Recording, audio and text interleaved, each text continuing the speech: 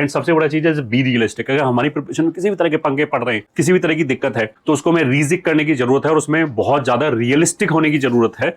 एक तो ये हो गया कि आइडियलिस्टिक अप्रोच हो गया कि मैं ये कर लूंगा वो कर लूंगा। तो देखो अगर ये कर लूंगा वो कर लूंगा कर पाते तो अब तक हमारी प्रिपरेशन ऑलरेडी अच्छी चल रही होती। अगर अच्छी चल रही है फिर तो कोई बात ही नहीं है, keep going in the same way.